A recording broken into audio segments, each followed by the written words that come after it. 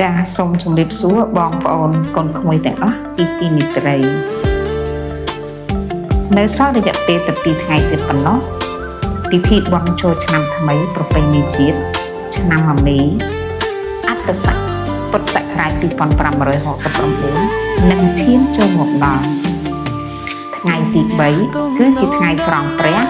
គឺជាថ្ងៃដែលពិសិដ្ឋបំផុតដែលកូនចៅខ្មែរគ្រប់រូបតែលាងជម្រះកាយជូនដល់មាតាបិតាដើម្បីសុំពរជ័យពួកគាត់នេះគឺជាខ្លឹមសារបែបអប់រំនិងមនោសញ្ចេតនាសម្រាប់ថ្ងៃទី3នៃថ្ងៃពិធីបុណ្យចូលឆ្នាំថ្មីដែលយើងហៅថាជាថ្ងៃវិរៈឡើងស័កជម្រះកាយថែបេះដូងស្រង់ព្រះនៅក្នុងផ្ទះគឺជាកតញ្ញូតាធម៌ដែលនាំមកនូវសិរីសួស្តីជ័យជំនះគុលក្នុងថ្ងៃបង្ហើយនៃថ្ងៃបុណ្យចូលឆ្នាំគឺជាថ្ងៃវិរៈឡើងស័កទំនៀមទម្លាប់ស្រង់ព្រះដល់មេត្តាបិតានិងចាស់ព្រឹទ្ធាចារ្យតែងតែប្រពៃទូទៅហើយវាមិនត្រឹមតែជាការគោរពប្រតិបត្តិចំតាមប្រពៃណីចំពោះលោកអ្នកមានគុណប៉ុណ្ណោះទេប៉ុន្តែវា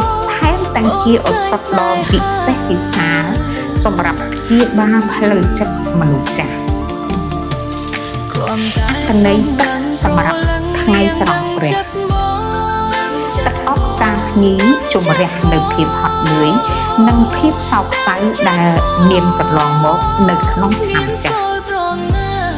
ទឹកចិត្តកូនចៅការប៉ះពាល់ដោយផ្ទាល់ការកាន់ដៃការលាងជើងគឺជាទង្វើមួយដែលល្អបំផុតបង្ហាញនៅភាពកក់ក្ដៅ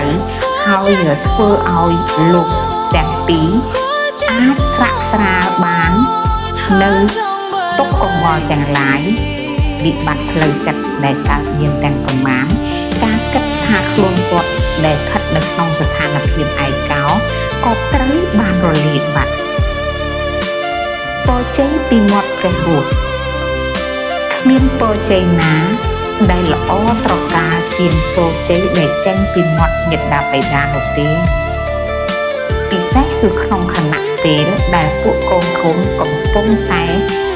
បំពេញនូវកតញ្ញូតាធម៌ជូនពួកគាត់ចូលឆ្នាំថ្មីផ្ដល់នូវក្តីស្រឡាញ់ផ្ដល់នូវការថែទាំការយកចិត្តទុកដាក់និងស្នាមញញឹមជូនពួកគាត់លោកអ្នកសូមកុំភ្លេចផ្ដល់ទឹកអាល់កាឡាំងដែលជាប្រភពទឹកគុណភាពជូនពួកគាត់ដើម្បីសុខភាពរាងកាយ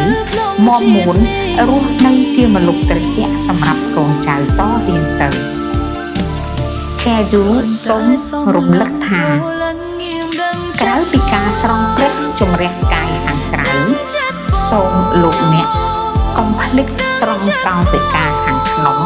ជូនពួកគាត់ផងការផ្ដល់ទឹកដែលល្អបំផុតគឺជាការស្រង់ព្រះ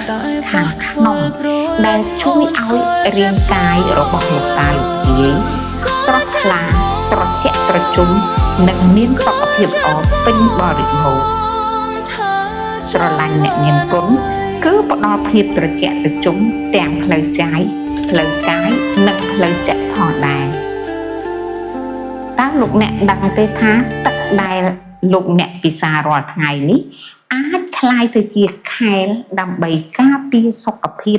យ៉ាងរឹងមាំសម្រាប់មនុស្សចាស់ជាទីស្រឡាញ់